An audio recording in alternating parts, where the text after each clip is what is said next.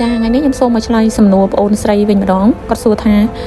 គាត់ចង់ទៅកូរ៉េដែរប៉ុន្តែគាត់ខ្វះលទ្ធភាពទៅបានដែរអត់ចម្លើយនោះគឺអាចទៅបានណាអូនអញ្ចឹងឲ្យតែអូនគ្រប់លក្ខខណ្ឌដែលក្រសួងត្រូវការគឺអូនអាចដាក់ពាក្យស្វែងរកការងារធ្វើនៅប្រទេសកូរ៉េបានហើយលក្ខខណ្ឌនោះរួមមានទី1អូនត្រូវប្រឡងតេស្តភាសាកូរ៉េឲ្យបានជាប់មានឯកសារគ្រប់គ្រាន់ដែលក្រសួងត្រូវការមានអាយុចាប់ពី18ឆ្នាំដល់39ឆ្នាំមានសុខភាពល្អនិងមិនធ្លាប់មានបទល្មើសណាដែលហាមមិនឲ្យចូលប្រទេសកូរ៉េបានតែបើអត់ដឹងថាទៅរៀនភាសាកូរ៉េនៅណាឲ្យបានប្រឡងជាប់មកសូមជ្រើសរើសយកសាលាភាសាកូរ៉េហាណាយើងខ្ញុំតែសាលាកំពុងតែជ្រើសរើសយកសិស្សដែលខ្វះលទ្ធភាពជាច្រើនអ្នកបន្ថែមទៀតដើម្បីឲ្យពួកគាត់បានមកស្នាក់នៅសិក្សារៀនសូត្រផ្ទាល់ជាមួយនឹងខាងសាលាបង្រៀនដោយយកចិត្តទុកដាក់ពីលោកគ្រូអ្នកគ្រូដែលមានចំណេះជំនាញច្បាស់លាស់និងធ្លាប់មានបទពិសោធន៍ទៅធ្វើការនៅប្រទេសកូរ៉េផ្ទាល់តែម្ដងការផ្ដល់ជូនសម្រាប់សិស្សដែលបានមកស្នាក់នៅរៀនសូត្រផ្ទាល់នៅសាលារួមមានថ្លៃសិក្សាកន្លែងស្នាក់នៅអាហារមួយថ្ងៃ3ពេលនិងសម្ភារៈសិក្សារហូតដល់បងប្អូនប្រឡងជាប់សាលាធានារ៉ាប់រងទាំងស្រុងរាល់ការចំណាយដែលក្រសួងត្រូវការហើយកាន់តែពិសេសលើពីនេះទៅទៀតបងប្អូនដែលអញ្ជើញមកចុះឈ្មោះចូលរៀននៅពេលឥឡូវនេះបងប្អូនអាចដកប្រាក់$25ថ្លៃពិនិត្យសុខភាពមុនពេលចូលរៀនបានភ្លាមមុនពេលឡើងយន្តហោះសាលាក៏មានទិញ